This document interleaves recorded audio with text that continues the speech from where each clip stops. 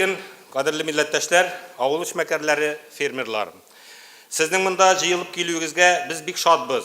Biri de biz 6. mertebe görüşebiz. Bugünkü oturuş aldından biz siz yetiştirgen tavarlar ko'rgazmasi bilan tanıştık. Siz bik kerakli ish bilan shug'ullanasiz. Siz yetiştirgen produksiyaning assortimenti yıldan yıl kengaya. Demek sizning tirishlig'ingiz boshqa ketmay, xalqning ehtiyojlarini qanoatlandira. O'zingiz de ishmekarlikning sirlarini yıldan yıl terenrek tushuna borasiz. Bu ülke yıldan yıl ko'proq qiyu ham tavakkal kishilarni, ungan shaxslarni jalb etadi. Andaylar kasıpçılıkның üstünlük yaklarini anlap işleyler. Cemiyetimiz Tatar avulları bugün şunday şəxslərə bik muhtaç. Siz biləsiniz, Tataristan Respublikası indi köp yıllar devamında avullarga yardım görsəti. Respublika için avullarını yaşatı azık tilik yetiştirü bilen gene çeklenmey. Bugün avul millet yaşayışının negizi bulup tura. Şuna da Respublikada avulga kagılgan köp sanlı devlet programları tırmışqa aşırıla. İlinin iktisadında şaqtygına kıyınıtlar buluğa koramastan, Tataristan'da bu yılda avulga kagılgan programlar kıskartılmadı. Görəbiz, Tataristan Prezidenti Respublikamızın menfaatlerin federal hakimiyetler aldığında her daim yaklap kile. Çünkü Tatar avul kileşegi, ul milletimiz kileşegi. Dünya nindi yapkagına üzgermesin, Tatar avulu yaşarga tiyiş. Bu bizning tip maksat. Bizning forumlarının Tatar işmekelerinde ihlas kızıksını uyatuğı, fikir alışular, uy tileklerinin ortaklığı barımızga da dert isteği, yana ürler bilgilerge mümkünlük bire. Görüp turabız, avullarda şaptı uңай özgərişler көріне.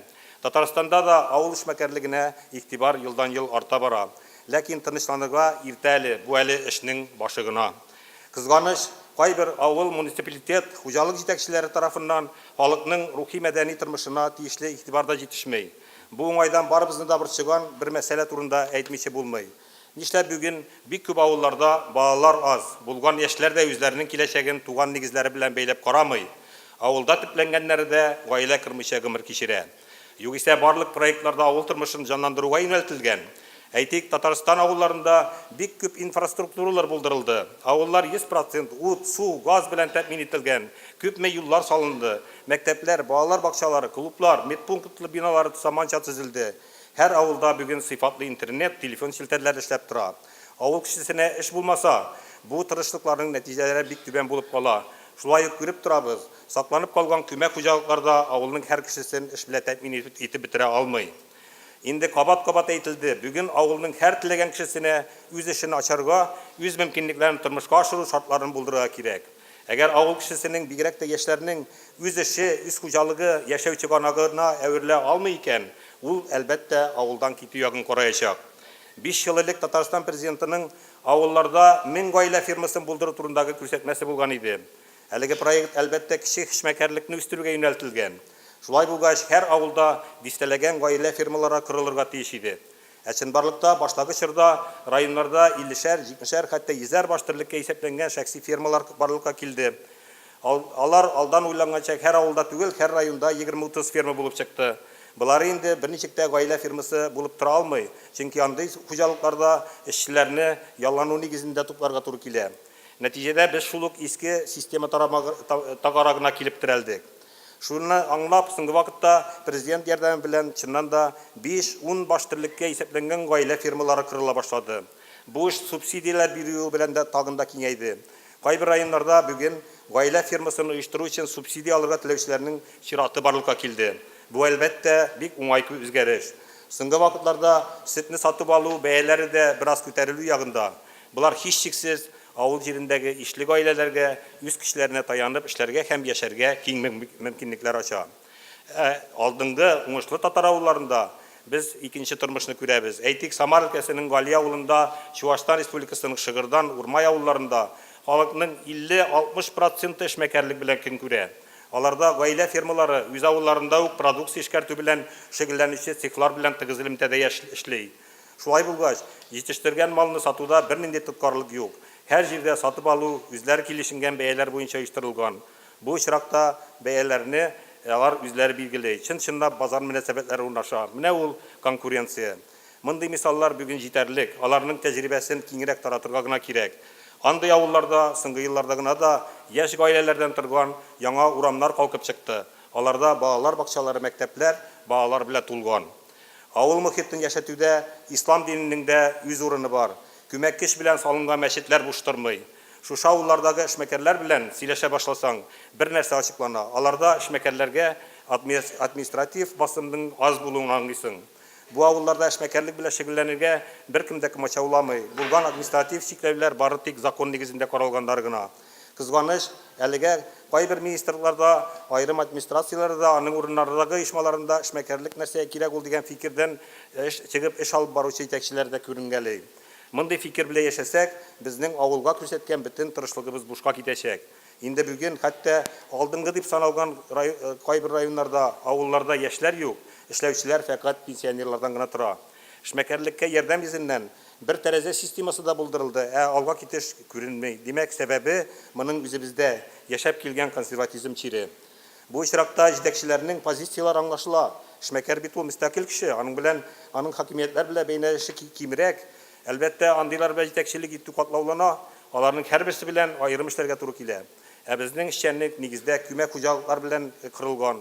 Без әлбәттә моңа күнеккәнбез, замана бүген бүтән карашларга күчене таләп итә. Безнең үзебездә дә авылны саклап, заманча яшәтүнең матур үрнәкләре бар. Балтач районының Бырбаш авылы, сез аны кичә ул авыл белән таныштыгыз, үрнәге турында аерым әйтү урынлы булыр. Бу авылда яшьләр төпләнеп кала, балалар күп туа, яшьләр арасында ишле гаиләләр арта бара. Елдан-ел яңа йортлар калкып чыга, мәктәптә укучылар саны бик күп. Моның төп сәбәбен авыл тормышының дингә кайтуында күрәбез. Әлбәттә, бу уңышларның төп сәбәпчесе татар дөньясында исеме киң танылган дин әһеле Җәлил хәзрәт Фазлыев. Безнең күз алдыбызда бер көчле шәхеснең халыкны әйдәп баручы лидеры булып китү мисалы бу. Без дини яңарыш дип еш сөйлибез. Бырбаш авылы мисалы яңа чорда ислам диненең халкыбыз тормышына уңай тәэсирен раслый.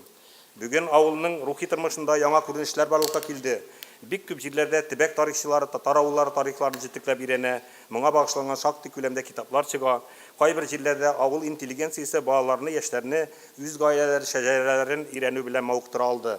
Әлеге гамәлләрнең тәрбияви әһәмияте әлбәттә искиткеч зур. Мондый уңай тәҗрибә һәр татар авылында киң яклау табар. Бу эшкә иярүчеләр күп булыр дип ышанам. Кабатлап әйтәм, эшмәкәрлек ул кешегә мөстәкыйльлек бирә. Андый кеше кемнәндер нәрсәдер сорап йөрмәй, барысын үзе башкарып чыга. Күпме милләттәшләребез үз акчаларына туган авылларында мәчетләр кырды. Инде араларында халкыбыз өчен мөһим булган башка проектларга алынучылар да күренә башлады.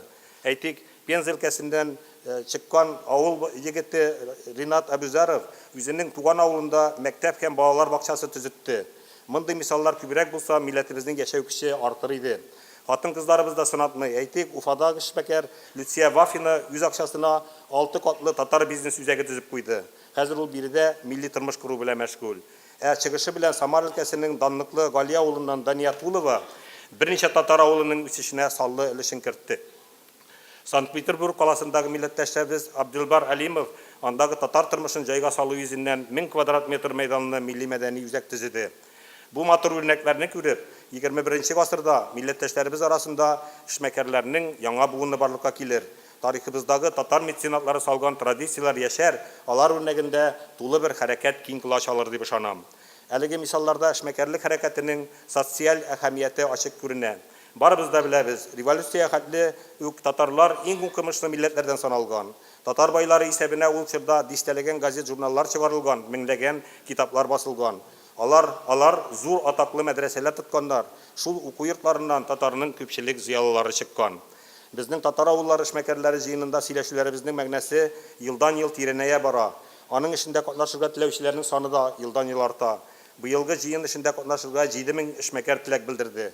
Халкыбыз белән бергә булганыгыз өчен, авылларда татар милли тормышын җанландыруга өлеш керткәнегез өчен рәхмәт сезгә. Алда зур эшләр көтә. Быел Бөтенрусия татар авылы Сабантуе 15-16 июль көннәрендә Пенза өлкәсенең атаклы Урта Әләзән авылында узачак. Бу авыл үзенең булдыклы, уңган халкы белән дан тота. Алар инде күптән базар шартларында яши һәм шуның белән бөтен илгә үрнәк булып тора. Мөмкинлектән файдаланып, Сабантуй көннәрендә барып күрсәгез ялгышмассыз. Өйрәнер әйберләр күп аларда. Сабантуйны оештыруда Пенза өлкәсе татарлары җитәкчесе залда утырган Бәкир Усман улы Акҗигитовка уңышлар телик. Газиз милләттәшләр, эшмәкәрлек күренеше аерым авылларда гына түгел, илдәге бөтен татар авылларын хәрәкәткә, үсешкә китерүче кечкә әвереләр дип ышанам. Барыгызга да бу юлда уңышлар телим. Ни кызганыч, бу дөнья шатлык куанычлардан гына тормый. Өч көнлек татар дөньясы зур югалту кичерде. Татар халкының затлы улы, туган җирен, туган авылын зурлаган, гаиләсен, туганнарын, авылдашларын, үз милләтен үлеп яраткан, хөрмәтләгән олы җанлы, киң күңелле милләт улы, Бөтен Русия татар авыллары оешмасын оештыручыларның берсе.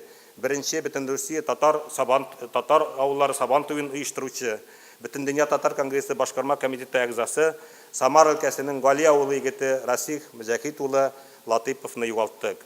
Расих милләтебез өчен башкарган гамәлләре белән татар тарихында җуелмас эз калдырды.